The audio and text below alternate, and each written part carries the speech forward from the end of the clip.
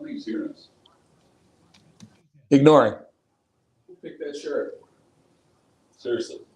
Can't wear stripes on TV. This is radio. It's TV. Your picture, right?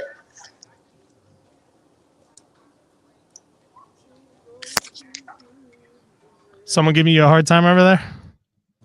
We're ignoring. Don't ignore us. It makes me more loud. Is that T-Mac?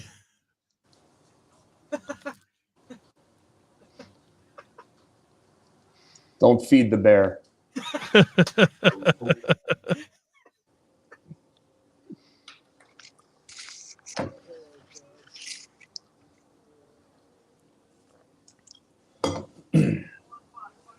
We got 40.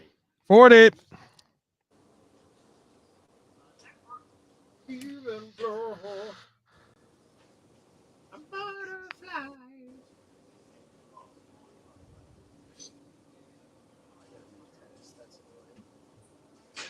Yeah, please. Mute tennis. Dude, it's round 16 of Wimbledon. Bro.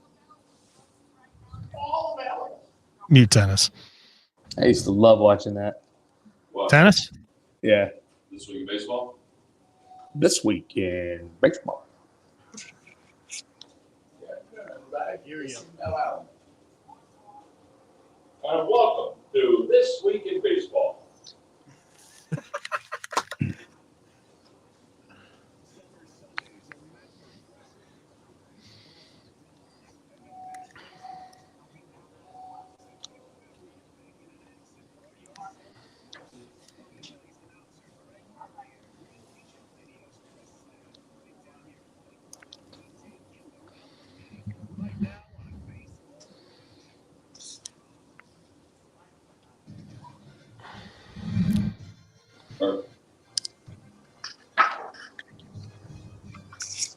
Good morning, Philadelphia, and welcome in to Bud Light Baseball Brunch, brought to you by Cheerleaders Gentlemen's Club, powered by Green Legion Radio, 102.5, Fox Sports The Gambler in Philadelphia, WDAS-AM around the rest of the Delaware Valley, or simply download that iHeartRadio app, and you can listen to us anywhere you are, crystal clear, worldwide. I'm Chris Sack of Green Legion Radio, broadcasting to you live from the iHeartRadio studios in Ballackinwood, Pennsylvania, while Phillies play-by-play broadcaster and my partner, Greg Murphy, joins us from Lone Depot Park as we set you up for Phillies Marlins this afternoon. Murph, how are we doing this morning?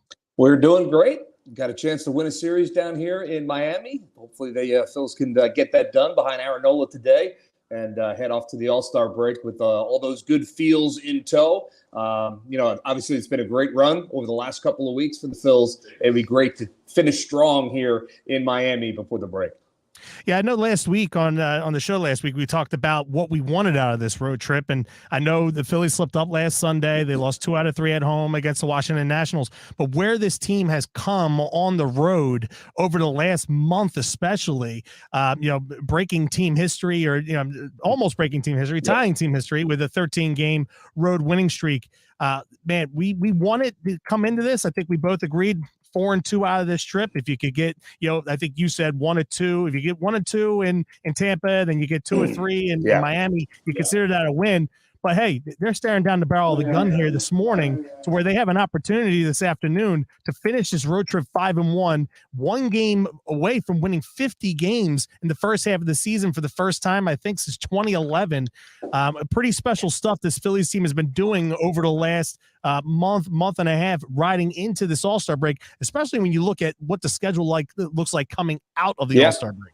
Yeah, I think that's a good point, and I'm sure we're going to talk about that. But yeah, and when we talked about this road trip last weekend, I think we both agreed, and for obvious reasons, more important to be successful here in Miami, the team you're chasing in the National League East. So getting that second win in this series, winning this series today, certainly is very important. But it's going to be hard to argue with, even if they were to drop today's game, a 4-2 road trip to finish the first half of the season certainly is solid. But let's be greedy, right? Why not go out and get that 5th win, finish at 5-1, pick up another game on the team that's directly ahead of you, both in the National League East and in the wild card standings as well. So, it's a big game. And you have Aaron Nola out there going for the Phillies today, coming off one of his best starts, if not his best start of the season. So, and they've got a pretty tough customer on their side as well. It's going to be a great pitching matchup. This Marlins team, I mean, they are a good young team. They certainly find ways to win each and every night. So, going to be a good game today. Hopefully it ends up in the Phillies' favor. You're right. That Marlins team, they're young and they're scrappy. They have good starting pitching. And they added in key veterans, guys that were in the World Series last year. I mean, our old friend Gene Segura, Yuli Gurriel over there at first base. They have some professionals in that lineup. Jorge Soler, I mean, he was a World Series MVP 2 years ago. That team is on the rise, and they have a great farm system too. I mean, those farm systems in Florida tend to flourish. I mean, with the youth that they have, they're going to look to add some pieces here coming up in a couple of weeks at the trade deadline. That's a very good team in Miami, and hopefully the Phillies can handle their business and get their record against the Marlins back to 500 on the season. Because remember, the Marlins went 2-1 at Citizens Bank Park against the Phillies, about a month ago. So getting it back to 500 and putting yourself a game and a half behind them heading into the stretch. I think we're back in Miami at the beginning of August too. But those head-to-heads, that was huge for the Phillies last year in the wild card race, and it's going to be big for them again this year. Yeah, obviously you want to have confidence when you come into a ballpark. You've played a team well all season kind of thing. So the more games that they can, notch on their belt against the teams from the National League East, better. I mean, the Phils still have a losing record against the National League East this year, so they need to improve on that. But, it all starts today. This Marlins team, historically has been tough for the Phillies, but over the last year or so, they've handled them pretty good. So hopefully they can do that again. No doubt about it. This first segment is brought to you by our good friends over at State Farm. When you make the right decision, it feels good, like picking the perfect furniture or choosing a good night's sleep over an all-night TV series binge. It feels really good to make the right insurance decision, too. That's why State Farm agent Dave Bavuso is here to help you select the right protection at the right price. Dave will make sure you understand your State Farm coverages so you'll know what to expect if the unexpected happens. With State Farm agent Dave Bavuso, it's easy to make the right choice. Just call him when you want the real deal. Like a good neighbor, State Farm is there. You can reach him at 856-740-5012. That's 856-740-5012. Individual premiums will vary by customer. All applicants subject to State Farm underwriting requirements. All right, Murph, before we get into this Phillies in the week that was and what we're looking at as we head into the All-Star break here, and we do have some breaking news that has come across the wire. Not really any good news coming for the Phillies as we head into this last game before the All-Star break. The good thing is we have 4 days off and we can see where we're at, where the chips fall. We'll see where the chips fall where they may at that point in time. But we do have a couple tickets that we want to give away to you guys for Phillies Brewers on Wednesday, July 19th at 6:40 p.m. at Citizens Bank Park. In light of the Phillies going to London next season to play the Mets, I'm finishing up a 10-day reprieve from work while Murph has enjoyed an mostly all expense paid vacation in Florida over the last week on the Phillies dime. Vacation, but okay. It feels that way to some degree. I'm sure more so when you were doing just pre and post in Tampa as compared to now doing play-by-play duties, this weekend with Scott Fransky taking off. But I figured let's have a little bit of fun here. Let's talk about best vacation movie. And Murph, I'm sure you agree just like I do. I know Let's what you're going to say. Eliminate right from the panel, right from the jump street right now. National Lampoon's Vacation off the board. I couldn't agree with you more. I was like, well, this is one obvious 100% answer. No doubt. It's the Harry and Whitey answer to this question. So right. We're going to have to eliminate that off the table. So yeah, Vacation off the table for sure. I agree with you. Absolutely. So why don't you give me your one of your top five? All right. So after that, it becomes a little bit more of a difficult question. I had to really kind of go back in the recesses of my mind and try to remember some of them. And, there are a couple that I would say they're all vacation movies, but you might argue with one of them when it's all said and done. But I'll give you one early on. This is a pretty good one, I think. And that's Weekend at Bernie's. Terrific. When that came out, it was kind of, I don't want to say groundbreaking, but it was such a funny premise and an interesting premise that we really hadn't seen before. And the way they pulled that off and the way the actors pulled off the dead Bernie and the rest of it was just a really funny movie. So they're on vacation down at the beach and get the big beach house. So Weekend at Bernie's on my list. Okay. Yep, there was a couple that I really enjoyed that I was going to bring up, but people have already taken them. So I'm going to just go with the one that I enjoyed, and it's more of a summer vacation type movie, and that's American Pie 2. Oh. You just have some great ones right off, with the lake house and some unbelievably funny moments with like the super glue and Jim. Yeah. Hey Jim, why don't you put your shirt on? You're scaring the girls away, and it's just there's so many great moments of that movie, and me and you tend to agree with the American Pie series. And, I feel like the last couple movies really haven't been as good. American Wedding and American Reunion, they've been okay. It's still funny, still immature humor. And they're coming out with another one. I'd like to see what they're going to have with that. But, the first two American Pies are hard to beat. And American Pie 2 with the Summer Vacations classic. Yeah. Number one is heads and tails above the rest of them. Yes. But, okay, I'll give you number two on that as well. So, there you have it. So we'll see what the folks have to say. Yep, no doubt about it. So go to the board. You can do that. You can get involved by going to our Green Legion Radio YouTube channel, the Green Legion Facebook page, or our Twitter handle @GreenLegion. Our collective favorite answer will win at the beginning of our final segment. Merv, let's get out of the box now. Let's talk some Phillies. First of all, I want to get away from the run sheet here because we do have some breaking news that has come out, courtesy of the Phillies. And are you doing the sit down with Topper this morning? I know that's normally a Scott Pransky duty. No, we don't do the coaches show on Sundays. Okay. So but Rob will speak to the media. That's going to happen at around 11:40 here at Marlins Park. So we'll have some folks obviously down there and listening to what he has to say. But obviously the big news that came out this morning is that Jose Alvarado is headed to the injured list again, and Andrew Bellotti has been called up from the Lehigh Valley. So not good news, and I don't have a whole lot of information about it. It kind of came out of the blue. Didn't see it coming, so we'll find out a little bit more from Rob coming up within the next hour. But it's never good news when one of your best players is headed to the injured list. It's something that he's been dealing with, pretty much for half the season now. Here's the good news: Andrew Bellotti has been pitching lights out down at the Lehigh Valley. So I saw the stats down there. Yeah. So hopefully he can come up here to the big leagues. I mean, he's no stranger to this clubhouse. He's no stranger to the bigs, and continue to perform. And hopefully the Phillies won't miss a beat. Now, is this the same injury for him? Because I believe it was a forearm injury the last time he went on the IL. They're saying it's left elbow inflammation that he's experiencing now. I'm sure, like you said, you're going to have people down there. They're going to be getting this information. I'm sure on Phillies Twitter, and Todd Zaleckis of the world, Matt Gelbs of the world, they're going to be putting out there what Topper's going to be saying. So hopefully we'll have another update for you guys by the end of the show, and we'll be able to pour some more light on this.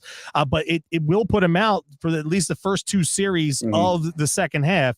Hopefully that's the case. Hopefully it's just a couple weeks and we're just missing for a couple series here. But if we get any more information, we'll make sure we bring that to light to you guys. Hopefully by the end of the show.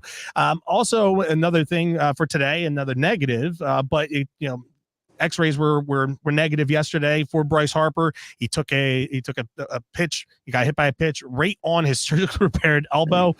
Can't be any worse than getting hit there. But it's not like it's going to tear the ligament again in his elbow. They pulled him for precautionary reasons yesterday. Have you seen Bryce yet this morning after the game yesterday in the clubhouse?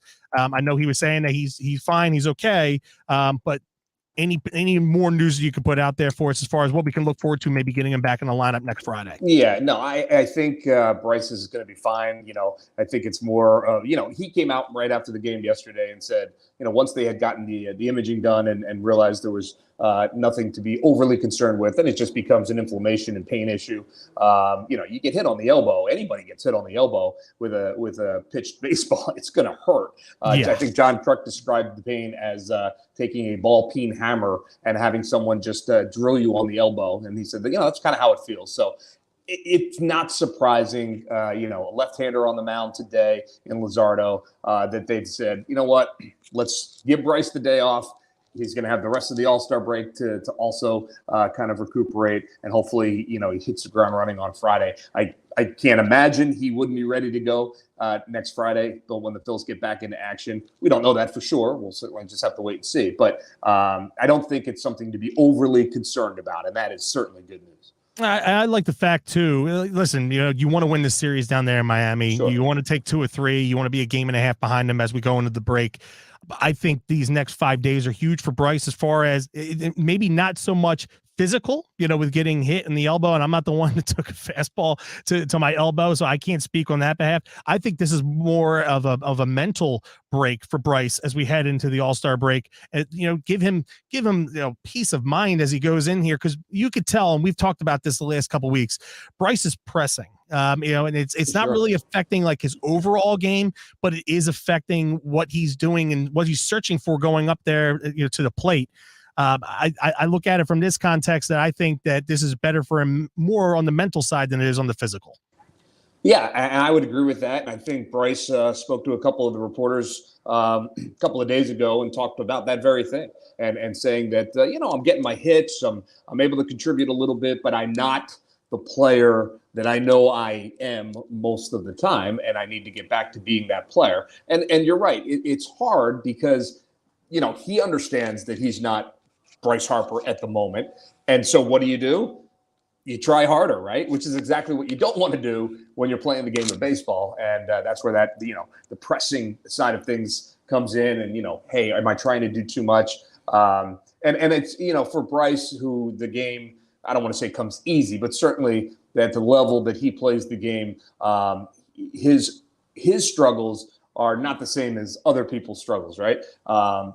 He's a guy that has experienced success virtually every time, he steps on the field, year in and year out. And so, it's been a power drop for him. I think that's weighing on him a little bit. But I think it's important, get away from the game for a couple of days and, just think about anything other than baseball for a little bit. And then when you get back to Philadelphia on Friday, then you start to refocus in. And who knows? I mean, would anybody be surprised that if Bryce steps out on the field on Friday and boom, he just turns it on and has a terrific second half of the season?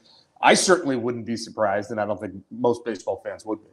I just find it funny that people continue to sit here and look at the fact that he's like he's not hitting for power because they're making excuses for his elbow. And maybe that is the case. But I mean, like they put out there, I think it was during the course of the last homestand, about how he just went on a complete and absolute tear during batting practice. I think he hit like 15 home runs. The power is there. He can hit home runs. He's going to hit home runs. It's just a matter of time before it clicks up here in his head and down here with his hands and the bat, and how he's just going to go through motion with his body. Bryce is at his best when he's hitting to the opposite field. That right there is his bread and butter. When he can put it to left field and he can spray it everywhere, all over the field. That's where Bryce is at his best, and that's what you can look forward to seeing when we get into the second half. I just can't wait for him to put it together, because when he gets it together, because I think Trey Turner over the course of the last month, he's batting over 300. He's starting to pick up some steam. But once they get that whole middle of that lineup together, it's going to be dangerous for sure. But what has been fun this week, and let's not just sit here and talk about the negatives. I mean, the Phillies have been 4-2 since our last show last Sunday. They tied a franchise record of 13 consecutive road victories, and they did the last 2 in dramatic fashion. They had the extra inning win on Thursday night down there in Tampa to sweep the series against the American League best Tampa Bay Rays, and then they had the comeback win from down 3-1 on that pop-up home run by Christian Pache. In the ninth inning.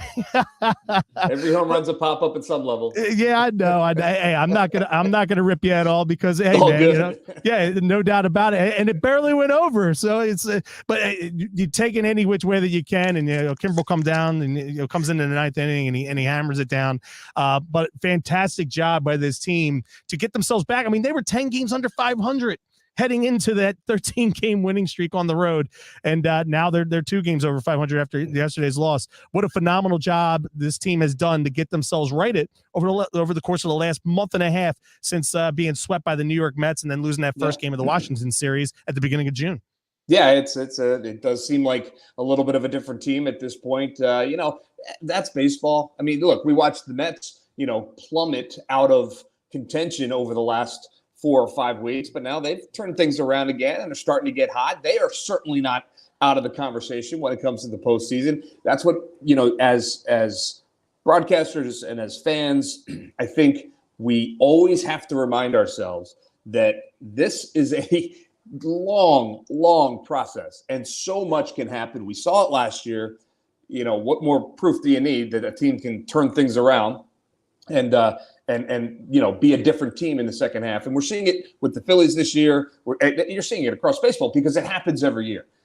No team is going to be the Rays right now, right? They're scuffling. This was a team that was the best in baseball for almost the entire first half of the season.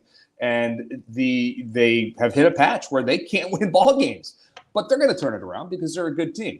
And on the flip side, and I'm going to throw this out into the atmosphere because I want it to be true, the Atlanta Braves are going to have to cool off at some point. The way they're playing right now is just absolutely amazing, and they have been just a force to be reckoned with. But I can't imagine that they're going to be able to keep that up for the rest of the season. There will come a time when the Braves lose, 7 of 10 games or 6 of 10 games. I believe that to be true. And when they do, the teams that are chasing them, including the Phillies, need to be playing their best baseball. Now, on the heels of the Alvarado news, and I know Andrew Bellotti is back. Yesterday, Sir Anthony Dominguez had a bullpen session down there in Miami. How's he looking? How's he feeling? What's the next step in his progression to returning to the big league roster post All-Star break? Yeah, it sounds like he's still a little bit a ways. I think he's feeling fine, but it's a matter of time at this point. He's going to throw another bullpen, I believe, over the break. And then Rob talked yesterday about obviously he's going to need to face some live hitters, and then he'll probably go out on a rehab assignment. So, I don't think we're going to see Sir Anthony Dominguez right out of the chute come the second half of the season, but it won't be too long as he doesn't have any setbacks. But, those oblique injuries are they're so difficult, and you just have to be so careful because they're so easy to re-injure, and that's exactly what they're trying to avoid. So if you have to wait an extra week to 10 days before he comes back after the break, but then you have him for the rest of the season, that's what you're looking for. Because the worst case scenario is he comes back and then in a week or two he's back on the injured list. Now, I know I took a shot at you with the popped up and the Christian Pache home run, but I would be remiss not to ask you this question because you posted the highlights of the game the other day on your Instagram, and I listened to Scott and Stock, and they were talking about how Stocker was the first triple, I think, in Tropicana field history, and all that good stuff.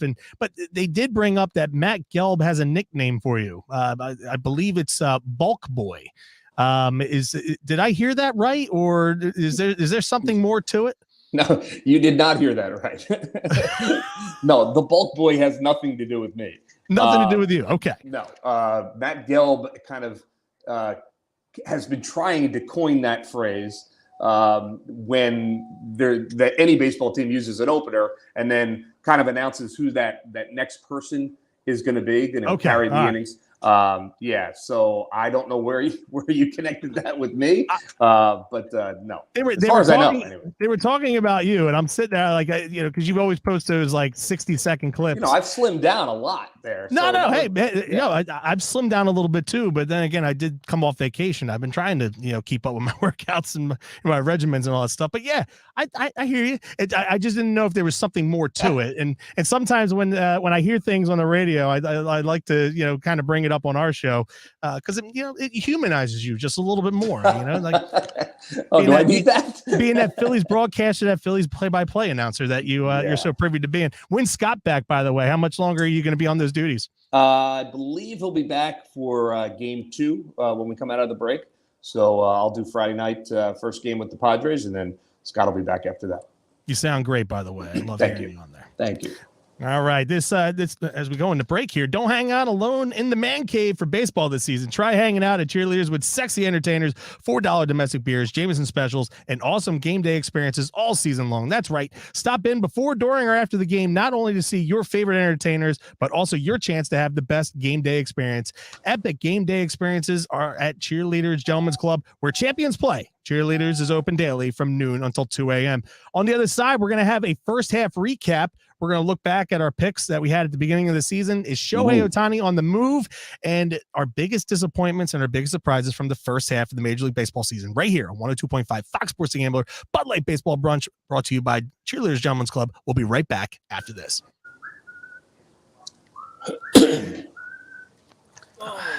Woo! Hi, Kevin Stocker. Stocks in the house. Stock's in the house.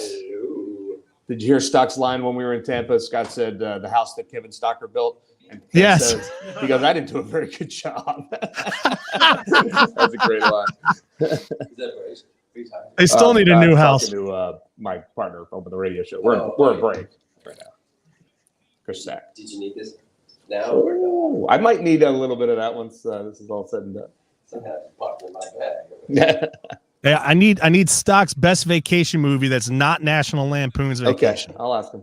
All right, Stock. So we do a ticket what do we giveaway. got today? Best vacation movie, a movie that centers around the idea of vacation, but it can't be vacation, but it can't be vacation I would because that's say, easily the classic. Well, one of my favorites is Great Outdoors. Oh, that's an awesome one. Yeah, I like Yeah, that. did you hear that, Zach? Yep, Great I did. Outdoors? Ooh, I shouldn't have. Yeah, somebody already took that too. So if we need a Oh, someone tiebreaker, already did. Okay, good. yeah, we'll go with Stock. Yeah, no, that's good because what happens is people weigh in and then we pick the winner at the end of the best. Okay. So your vote would be the Great Outdoors. Great Outdoors, I think. So whoever has the Great Outdoors, you're winning right now, Yes. 1-0. If We'll me see and what you else we get. can't- If we can't decide together, Yeah, but that is a good one. That is a good one. last year Stock helped us out. I think you guys were in Miami when we took Van Halen. Yes, that's So right. he might be the tiebreaker again today. Yeah, you never know. Yeah. Did you come over on the bus? On the 11th. Last night, he's like, hey, what time you going? I said, I'm probably going to go at 11. It's the last day for him. He goes, okay, I'll see you there. This morning, hey, I went on the 10. Yeah. I'm like, that's fine. He can't sit. So it's funny. He just can't. I think he's got stress. And he's like, I got to be there with Tom. Who knows? I don't know that Tom came on the 10. I think he came on the 10:30. Oh, maybe Tom. I get out. Oh, top dog love. Yeah. Hey, Rob. And I'm just like, I'm on, it's me with you guys, whatever. Nick gets on in the back. So we walked by. I said, hey, we were walking up. He's right behind me. I was turning. I said, hey, man, safe travels. And he was going, 60 seconds. okay. I said, yeah, that's where I'm from. Fucking nothing. And I'm like, come on, just be a human being. Like, And he's been. he's well, been better. Yeah, you know what? Yeah, just because. Yeah, I got it. It's just like whatever. I shouldn't. I expected more because he's kind of. All right.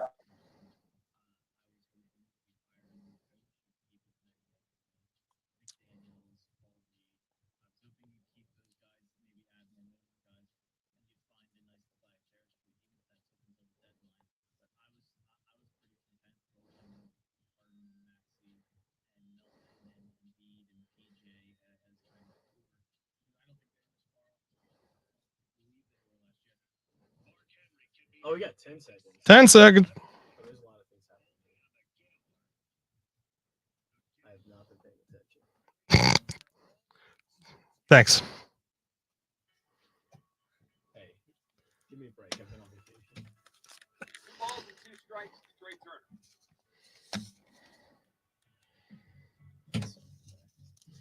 All right, hold on. Going back. Give me 6.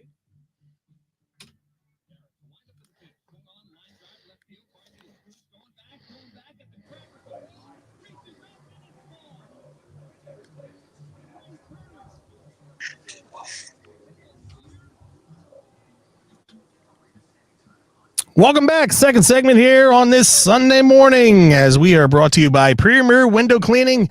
which is the leading window cleaning company in Philadelphia and its surrounding areas. Family owned and operated with 30 years experience. They offer commercial and residential window cleaning, pressure washing, parking garage cleaning, graffiti removal, post-construction cleaning. Every employee is trained, certified, and goes through an extensive background check. At Premier Window Cleaning, your satisfaction level needs to be 100%, as no job is complete until you're happy. With clients like Chop Roberts to the Children's Hospital of Philadelphia, you cannot go wrong.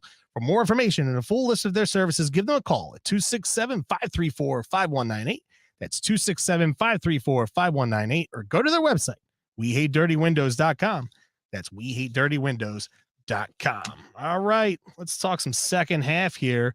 Some big news this week in Major League Baseball, as fortunately for Major League Baseball and the All-Star game being in Seattle this year, Mike Trout underwent surgery on his left hamate fracture. He did that swing in the bat, which was just completely strange and fluky as it was. Timeline for his return is 4 to 8 weeks from that surgery. It's unfortunate for the Angels, who were playing good baseball up until that point. They're 4 games back of the wild card in the American League, and now 4th place and 7 games back in the American League West. They were making up some ground before Trout's injury. Now they're under 500, 45 and 46. So Murph, my question to you: should the Angels start fielding phone calls for Shohei Ohtani? Well, I mean, I wouldn't ignore the phone calls if they're coming in, right? You got to listen to what people have to say, but they won't trade Shohei Ohtani. That it won't happen. I would be shocked if that happened. And there isn't enough that you can give the Angels that would ever make that deal good for the Angels. And I at least that's my belief. I mean, short of giving them, 4 MVPs or something along those lines, which no team has. So I don't think there's any chance that Shohei Ohtani gets traded. Now, does he leave in free agency at some point? Probably, right? Odds are, yes. Yeah, I think so. But, the general manager, the owner of the Angels, they're not going to be the ones that want to be the ones that traded Shohei Ohtani, perhaps the greatest player of his generation. So, I'd be really, really surprised if that happens. Now, if you're the Angels and you're falling out of the race, okay, and you have the belief that you're going to be the one, you're going to be the team that's going to make the best offer in the offseason for Shohei Ohtani to, give you his services for the next 11 to 12 years, and you have the bankroll to do it and to make it happen, why let him wallow away on your roster when you can surround him with 4, 5, 6 pieces potentially moving forward? Let him go someplace else for 2 months, maybe 3 if he gets into October for the first time in his career. I know it's a chance because you're going to trade him to a team that's going to have every bit the choice and the matter to make it happen financially to where they're going to want to keep him there. And if he goes there and he enjoys his time there, he might not want to go back to the Angels and play there. But you got to take a chance at some point along the line to where, you've been to the playoffs one time in Mike Trout's career over the last 12 years. Having 2 of the best baseball players in Major League Baseball has not worked from the standpoint of making things happen in, as far as having postseason appearances, let alone success. I mean, you got to take a shot. If something comes along and they knock your socks off, I know you don't want to take the chance, but for the love of God, you got to at least listen to it for a franchise standpoint to make something happen. Yeah, I mean, I think they listen. I don't think there's any chance that the Angels are going to have the best offer for Shohei Ohtani going forward. Well, I shouldn't say that. I mean, maybe there's a chance, but I'd be surprised if the Angels think that they're the leaders in the clubhouse to re-sign Shohei Ohtani. I think there's a couple of teams out there that are just going to Dodgers, Mets, blow them out of the water. Yeah. Dodgers, Mets, yeah. I think there's a couple teams, and so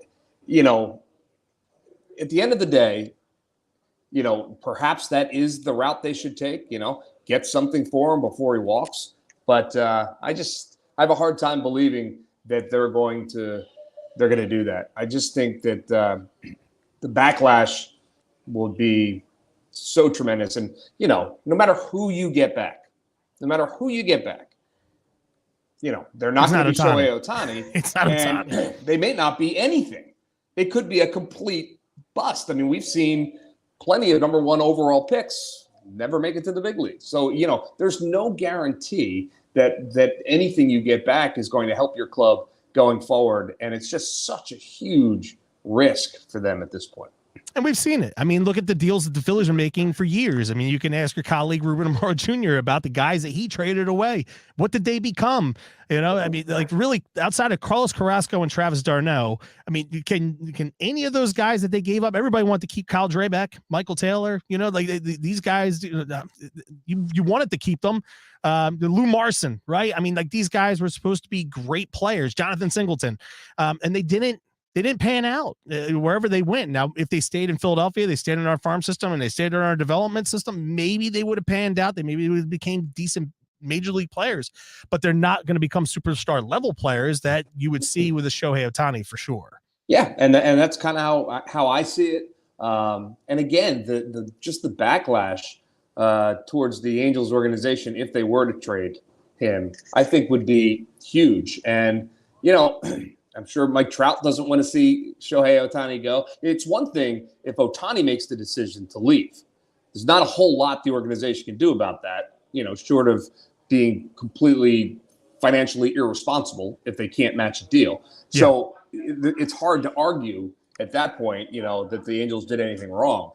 It's a whole nother thing if you trade him away and never give yourself a chance to keep him in Los Angeles. So, yeah, I don't think it's going to happen, but it'll be an intriguing story moving forward. Give me your biggest surprise of the season so far. A good surprise, a team that's come out of nowhere, out of the woodworks that you weren't expecting to be there. Maybe you did have a little bit of an inkling, but coming in, the national pundits weren't speaking them, at a high level. Somebody that has surprised you so far. All right, so I would say two teams, honestly, in the National League. I'm just concentrated on the National League, but the Arizona Diamondbacks are a team that I think has really kind of come together very quickly.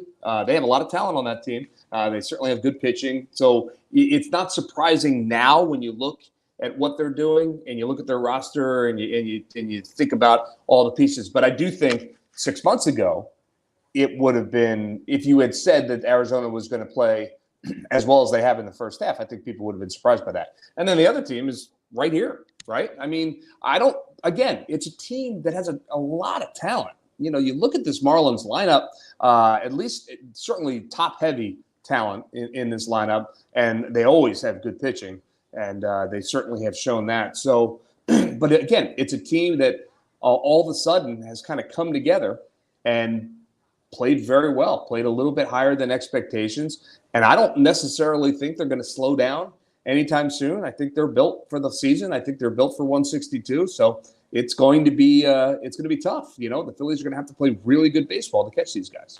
And I have to take out a John Jansen line here. I'm an idiot.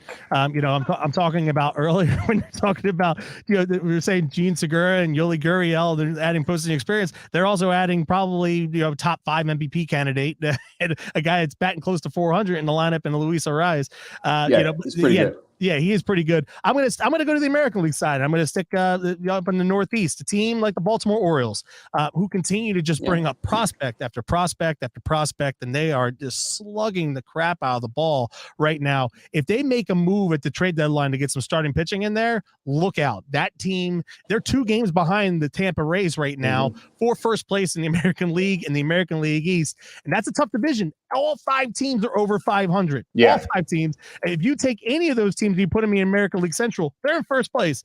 So it's unfortunate, for a couple teams are probably going to miss the playoffs and have a better record than the American League Central team that gets in. Biggest disappointment for you so far, in the early going here, a team that you had high expectations for, but has completely underwhelmed. Well, I certainly can't attach the word disappointment to this because I'm thrilled by it. But yeah, the New York Mets. I mean, and again, and I said earlier in the show, I'm not ready to count the New York Mets out. I'm just not. They're too talented. They've got a lot going for them. But as we talked about last week on the show, that pitching staff, it got old very quickly. And look, those 2 at the top of that rotation are 2 of the all-time greats, and I'm taking nothing away from either one of them. I have nothing but respect for those guys. But Father Time catches up with everyone, and it was going to happen eventually. I didn't think it would happen as quickly as it did. Now, they have started to right the ship a little bit. They're playing a much better baseball. So we'll see what the Mets are able to do. But I think you have to label them a disappointment early in this season. I'm going to go with the St. Louis Cardinals. I mean, could it get any worse for any other team? I'm surprised that Marmol is still the manager at this point in the season. That division has been there for the taking pretty much the whole year. I know the Reds have been hot and the Brewers have been consistent, but the Pirates started out hot at the beginning of the year and they've fallen back to the pack.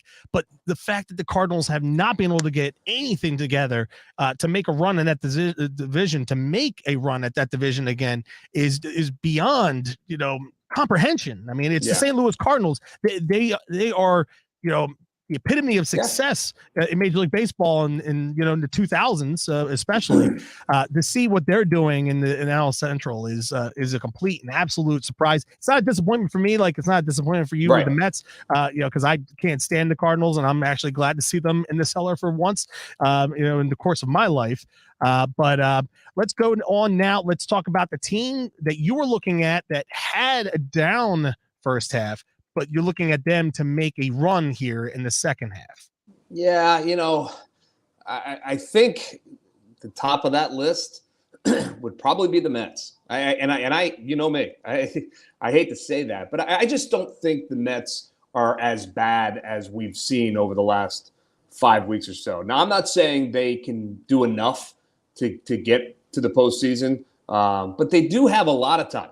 There are still a lot of games to be played, and they have an opportunity if they start to play the way that most people thought they were going to play from the beginning of the season to get back in it. So I wouldn't take my eyes off of the New York Mets at this point, and I'll try to think of another team that might. There's a team I just can't figure out, and I don't know if these guys are going to get their act together or not. But the Toronto Blue Jays. Another team that I just look at that roster and I think this is a really good team. They're going to be terrific. Loaded. Yeah. Loaded. And they have not been able to, really kind of put any kind of sustained success together. Would it shock me if they do? No, it wouldn't. And they got a lot of time left too. We all do. All the teams do. So I guess that's what I would say. The Mets and the Blue Jays, look out. I would say the Padres in the National League. I mean, they're already kind of like the Mets. They're kind of getting themselves back up on a pedestal. There's way too much talent there on that roster, especially offensively. And they have a good manager. Bob Melvin's been successful everywhere he's been. I still to this day thank him for not bringing in Josh Hader to face Bryce Harper and that at bat for Bedlam at the bank. It just.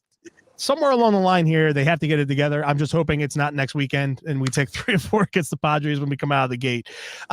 If you're looking at your predictions from the beginning of the season, okay, any changes that you look at right now, if you could, now, listen, I'm going to hold you to them just like you're going to hold me to them at the end of the season. Looking at your preseason rankings and your playoff predictions, is there anything that you would look to maybe change? Well, I mean, obviously the teams, I thought the Mets were going to be better. I think I had them winning the division, if I'm not mistaken. So, but I don't want to change that. No, keep it right there. I don't care if I look like a complete idiot and the Mets don't make the playoffs. Cut that, Jansen. Cut that. Yeah. Well, hey, it's something I do often, so I'm fine with it. But I just think that's the beauty of baseball. It's the beauty of sports, really, across the board. Yeah. We sit here and wax poetically about what we believe is going to happen and who's going to have a good season and who's not. We don't know anything, right? We don't. And it's just the way it is. It's fun to do. It's an exercise that sports fans have been doing for a long time and will do for a long time more. But this idea that any of us have any kind of real knowledge about what's going to happen is kind of ridiculous. And I know that. And I don't pretend that I know more than, the fan that's sitting at home watching the game on their television each and every night. I don't pretend that I know a whole lot less than, a lot of people that are in the game and have been in the game for a long time. So it's so hard to predict. And that's what makes it so fun. That's what it's all about. I would say the Cardinals for me. and they had Yeah, such and a- I mean it's the same thing, right? everybody else looks good. I'm looking at this right now. I mean, the Mariners are still there in their division race, and my World Series pick was Mariners over Dodgers. I mean, they're both right there for sure. But I'm looking pretty good when we get to the end of the season. It's sad right now that maybe my overall season picks have looked great, but my picks for the season for our weekly picks, that damn half point is saving me right now, as far as that's concerned. Oh, it's not saving you. It's not saving you. It's not saving you at all. I'm just collecting all these half points, and I'm gonna, objects in the mirror are closer than they appear, kind of thing. All right. You don't think for a second that I don't have a strategy here. Yeah, you're probably getting it from the research department for the Phillies. Not likely. No. Hey, we're brought to you by the Ludlum Hotel in Sea Isle City. Everybody get down to 4000 Landis Avenue in Sea Isle City. Yes, it's the old La Costa with a complete renovation finished. You will now see a brand new look, feel, and vibe set amongst a casually sophisticated bar, a cozy a la carte dining room, and the only mellow lounge in Townsend's Inlet. Make sure you guys check them out. LudlumHotel.com. That's Ludlum, LUDLAM hotel.com, or call them at 609-263-7829. That's 609-263-7829. For all your reservation, dining, or entertainment questions, the Ludlum Hotel, the Ludlum Bar and Grill, your new oasis in Sea Isle City. On the other side, I already teased it, our picks from last week. How did we do? How did we make out? We'll find out. And a little bit of more of our Can You Believe It? And we look at the week ahead that it is to come for our Philadelphia Phillies right here, 102.5 Fox Sports The Gambler. Bud Light Baseball Brunch brought to you by Cheerleaders Gentlemen's Club. We'll be right back after this. All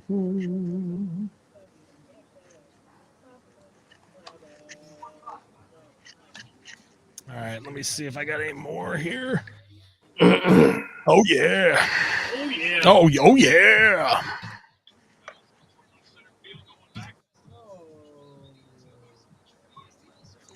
Do you want to go over our picks real quick? Yeah, make sure we don't have the same ones. Yeah. What do you got? I got Baltimore and the Twins. You got Baltimore as your dog? No, I have Minnesota as the favorite.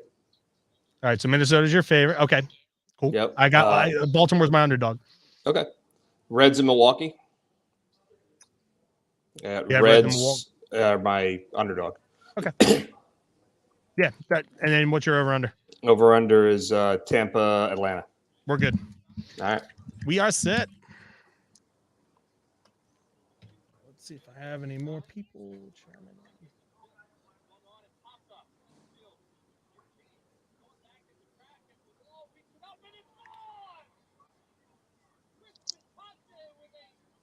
Don't play that call. Jansen thinks it's a fantastic call, and so do I. No, it was not. It was a terrible call. So I'd rather you not play that, honestly. Can I give Murph my reason why? So what you did, I get it, but also it's a lot better than an announcer getting excited for something that isn't that exciting. Yeah, like I get it. That is the worst. That is a play-by-play nightmare when somebody goes, "Oh, this ball is deep," and it's caught. I hate that. I know, at least, and that happens. The pop-up thing, I get it, but at least it escalated to, hey, this thing's going and moving further and further, and it escalated to finally then the exciting moment that actually happened. I hear you, and thank you. It still was not a good call, and that's at the end of the day, now granted it was my first game of the year, but at the end of the day, we're graded on the biggest moments, and it was not, if you listen to the rest of the game, thought it was pretty solid. I thought yesterday's game was pretty good too, but that one call is going to be the one thing because it was such a big moment. So if I never hear it again, I'm fine with that. But the thing is, though, is you're not going to hear it again because you don't hear it. I'm definitely not going to play it. Thank you. Murph doesn't want me to. What if I cut out the pop-up? No. No. Here's the thing. Tom McCarthy has moments like that too. Sometimes. Everybody does. Harry had them. Yeah. Everybody does. Yeah. But when you only have 3 chances, in a season, it's completely magnified, and that's the problem. But you For me. you don't get that many opportunities. That's my point. I get 3, Which is fine. Like it, like you're looking at it rationally, and I appreciate that. I do, but at the end of the day, I get crushed because most people don't look at it rationally and they just react. They haven't heard one play the entire game, but they see that or they hear that on Twitter or whatever, and they just form an opinion. So, and that's fine. It's the way it works. But Here we go. can I tell you, your tan looks great, by the way. that's the medicine. You're up. Welcome back. Bud Light Baseball Brunch brought to you by Cheerleaders Gentlemen's Club, and it took me all show until now to finally tell Murph that his tan looks phenomenal. Yeah. I've never been tan in my entire life. This is called high blood pressure. I'm happy to have contributed to that for the last 48 minutes. Yes, for sure. Oh man, hey, we are powered by Green Legion Radio, which means we're powered by the Green Legion. And to tell you, it's time to make your reservations for another amazing Eagle season. Head to greenlegion.com to get signed up for Tampa, LA, Kansas City, Dallas, and Seattle, or get signed up for the day trip games for the Jets, the Giants, and the Washington Commanders. Make sure you check out the Cheerleaders Gentlemen's Club bus for those day trips as well. And keep your eye out in the next couple weeks here. By the end of July, we will have our packages up for the London trip next June for Phillies Mets. You guys do not want to miss that. I'm hoping that I don't get to miss that. My wife is hoping I don't get to miss that. And, if Quimby's lugging all the equipment out there, like I didn't have to do, when we went to Colorado, I will make sure that we have a Bud Light Baseball Brunch, hopefully primetime edition out there as well with Murph and myself. Go to greenlegion.com or call them at 215-666-5940. That's 215-666-5940. 21 years and counting for the best Eagles road trips around. All right, Murph, let's hear the rest of your top 5 vacation movies. And man, we got a pretty hefty list here today. All right, good stuff. All right, so I gave you Weekend at Bernie's as one of the 5 on my list. Next up, The Sure Thing. I don't know if you're familiar with that. It's an older movie, probably in the 80s. John Cusack, when he was at the height of his acting career, they had a movie called The Sure Thing where he travels across the country from Harvard University. He's headed out to California to visit a buddy, and it's hysterical. It's a movie that we used to watch in college all the time. And I still, to this day, with my college buddies, we quote that movie all the time. So The Sure Thing makes my list. I'm not sure if this is a vacation movie or not. And I should have gone with The Great Outdoors, which Kevin Stocker said. But Coming to America. Was he on vacation over here or not? I mean, he was looking for love. Yeah, he was looking for love. It's a tremendous movie. I think we can all agree on that. So if we count that in the category of a vacation movie, I would put Coming to America on my list. Arsenio Hall, when he's the woman in the club, and he's like, I'm gonna tear you apart. And such a great movie. And your friend too. It's just such a great scene. Yeah. Okay. One of my all-time favorite movies, comedies, is City Slickers. And yes. And Billy Crystal at one point in the movie looks right into the camera and screams, "I'm on vacation." I think it's when he's being dragged behind one of the horses. So just funny line after funny line in City Slickers. So I put City Slickers on my list. And then finally, and I think we probably have a lot of people that maybe weighed in on this one, The Hangover, right? I mean, those guys going to Vegas for a little bachelor party and vacay, and that movie was as good as it gets in terms of comedy movies. So The Hangover is on my list as well. All right, so let's go down the list here. We're the Millers. Couples Retreat, which I was watching last night. Yeah, it's fun. The Hangover, which you just said. Just Go With It. I love that movie. It's so funny. Planes, Trains, and Automobiles. I thought about that, but they weren't on vacation. It was a business trip. Yeah. Business trip. Yep. Beverly Hills Cop. I guess also you could say it's a business trip. Yeah. Maybe he was on vacation. Vacation Friends, The Great Outdoors, Blended, Jaws, which that's not the vacation I want to be on. Road Trip, RV, Forgetting Sarah Marshall, Okay, good one. Grown Ups, and Thelma and Louise. I thought of Thelma and Louise too. Not sure if that was a vacation either, but fine. It's a good list. Some really good ones. Forgetting Sarah Marshall is a great movie, and I almost made my list as well. But out of the list, I got to go with the one that's on my list, and that's going to be The Hangover. So. All right, I love Just Go With It. It's like me and my wife. That's like guilty pleasure movie. We love watching that together. So we need a tiebreaker between The Hangover and Just Go With It. Is Stock right there? Stock is right there, is right here, but he already weighed in. So I think we got to go with John Jansen now. So are we going 3, and now he has to choose between the 3? Yeah, let's do that. I think that's fair. All right. So Jansen, you have to choose between The Hangover, Just Go With It, and The Great Outdoors. Was the Hangover's more of like a... You need a mic, buddy. Yeah, if you're gonna elaborate here. The Great Outdoors. The Great Outdoors. Okay, we're gonna go with The Great Outdoors. All right. Kevin Stocker with another W on the show. We're gonna have to get Stock on the show. Stock for the win. I'd love to have Stock on the show because I would love to get some 93 Phillies stories out of him. The Great Outdoors is the winner. Congratulations, Matt Kelly. I will forward you the tickets over and get your email address soon. Here. Way to go, Matt. Awesome stuff. All right, so Murph, let's look at our picks. I'm still disappointed. I think I'm 4 straight weeks now. I'm 1-2, which has dropped me down to 19-14. Which that's still great. It's a very good record. But 24 points is where I'm at. You went 1-2 last week as well, but you hit your underdog selection of the Orioles, so that's going to put you at 19-14 with 23.5 points. So Murph, partner, give me your first pick for today's action. All right, I'll give you my favorite first. And Baltimore Orioles at the Twins. So I went with Baltimore last week as my underdog. They're the underdog again this week against Minnesota, minus 155 for Minnesota. Kyle Gibson getting the ball for Baltimore. Joe Ryan for the Twins. I'm taking the Twins. I think the Twins win this game. I know Baltimore's been playing really good baseball, but give me the Twins, minus 155. They're my favorite. All right. Well, I'm going to stick in that game with my underdog. I've got the Orioles at plus 125 to sweep the Twins of Minnesota. My biggest surprise of the season. And, I'll tell you what, the Orioles have won 4 in a row.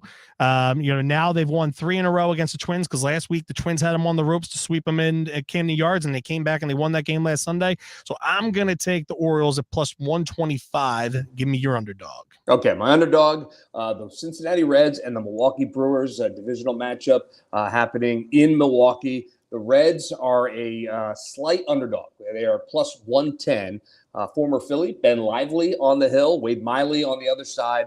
The series is split so far, 1 game apiece. I like the Reds to beat Milwaukee today. And why not? I mean, they're playing such great baseball, and we saw what Ellie De La Cruz did last night, which was just absolutely ridiculous. So I'll take the Reds and roll with Cincinnati. All right, and here's my favorite for today. I was looking at the lines earlier on the DraftKings app, and I'll tell you, the Rays were minus 120, and no sooner than I could turn my eyes and turn them back, the Rays moved to minus 135. So in a span of like 3 seconds, the line jumped that much further. The Braves went plus 100 to plus 115 as underdogs. Wow. So, the Rays have lost 7 in a row. I mean, Bryce Edler is on the mound today against Zach Eflin. Great pitching matchup. Great pitching matchup. And I'll tell you what, I don't understand how the Braves can send 2 starting pitchers to the All-Star game. And the one that started on Saturday, Spencer Strider, they've dictated that neither of those 2 are going to pitch on Tuesday.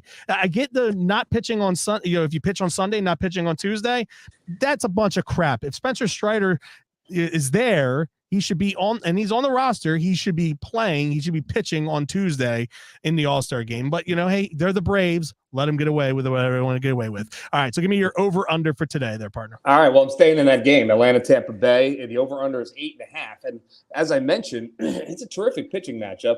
And again, so I get to that point where I'm like, well, they want you to take the under, so maybe I should take the over. But over the last couple of weeks, I've been sticking with my gut and taking what I think. So I'm going to take the under in that game with Eflin and Elder on the mound, under 8.5 in Tampa Bay and Atlanta. Going with your gut the last couple of weeks, you haven't hit the over-under, though. Well, yeah, but it's just I'm going with my gut. Okay, stop. I'm a half a point behind you. All right, so we're under 8.5 is what you're going with Braves and Yes. Rays. Okay, cool. I'm going to go under 8.5 too, but I'm going under 8.5. And Royals Cleveland, they were on the under on Friday night. They went way over yesterday in a 10-6 W by Cleveland. Shane Bieber's on the mound today, and I still don't think that Cleveland offense is that great as far as like offensive production is concerned. They put up 10 runs last night. I'm not expecting that in back-to-back games. And then the Royals shouldn't score runs against Bieber. I'm going to take the under 8.5 in that game. Royals Cleveland. Can you believe it?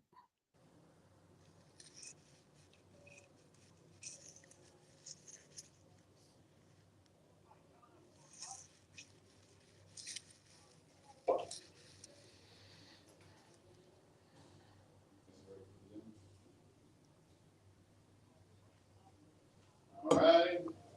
Come up here, pass it. Thank you. And line change. Can you believe it? Two things we found interesting from this past week in Major League Baseball. Murph, give me your first one. All right. How about this? Gunnar Henderson, right? A good young player in Major League Special. Baseball. Yeah, he really is. He became the first player with 4 hits and 2 home runs, not in just a game, but in the first 4 innings of a game. 4 hits and 2 home runs in the first 2 innings of a game. That's pretty impressive. Matt Carpenter did it back on July 20th, 2018. That was the last time that it happened. Well, I know Lindor had another great, had a game this past week too. A home run, 2 triples, 2 singles. Yeah, Not bad. Yeah, performance by him. But that's not my can you believe it, because we just spoke about him. Ellie De La Cruz. I took my oldest son down to Washington D.C. to see the Cool. sights and do the National Air and Space Museum on Monday. And I was like, are the Nationals home? So they were playing the Reds, and Ellie De La Cruz. He hit a single. He had 2 strikeouts before we left the game. But at 21 years old, Ellie De La Cruz became the youngest player in the live ball era since 1920 to steal 3 bases in an inning, and he made stealing home look pretty damn easy. Yes, he did. That kid is special. He's electric. He's exciting. A lot of fun. And here's a fun fact too. I didn't notice about the Nationals. The Nationals were 13-31 at home. They have an above 500 record on the road. 13-31 at home this season. Crazy. Yeah. How about that? All right, I'll give you one more. Shohei Ohtani. Hard not to bring him back into this segment each and every month. He was the American League Player of the Month this past month of June.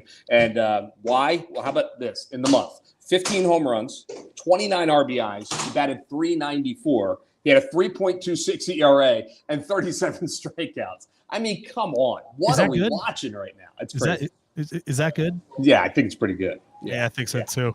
I find this to be funny because the Cubs have been long and tortured forever up until they won the World Series back in 2016. But for the first time in Chicago Cubs franchise history, they beat the Yankees at Yankee Stadium 3-0 on Friday. Yeah. They had been 0-8 in regular season games and 0-4 in the World Series at Yankee Stadium all time. I know, that's crazy, right? I saw that. That's nuts. I actually had to read that like 3 times to try to figure out what they were saying. That's crazy.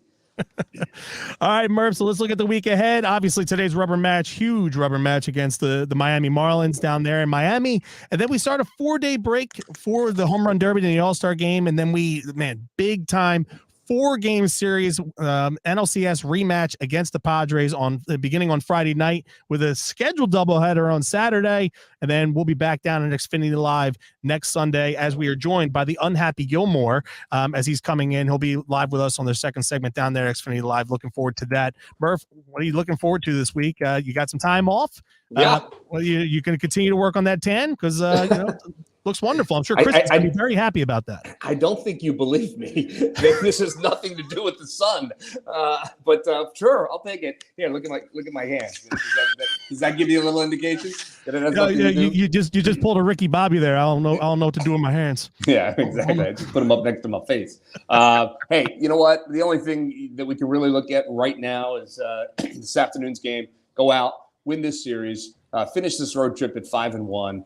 Go into the All-Star break feeling really good about this team and about where you are, and then worry and not think about baseball for the next 4 days, and then worry about the Padres when you get back on Friday. But that's what I'm hoping for today. Hoping we see vintage Aaron Nola this afternoon, and he's able to shut down this Marlins lineup, and the Phils can take a victory. Sounds great. All right, partner. Enjoy your time off this week. Hopefully, I'll see you down there at the ballpark. I'll be at the game next Saturday night, second game of the doubleheader. So looking forward to that.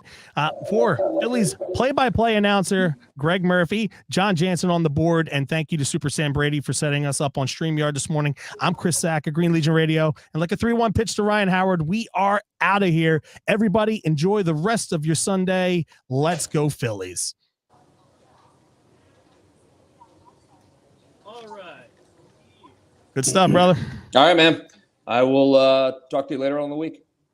Sounds great. I'll if I get in the ballpark at a decent time on Saturday, I'll hit you up. How does he know that? Okay, yeah. Tell John I said thanks. Yep, no problem at all. All right, I'll see you guys. See you, bye. Not a lot of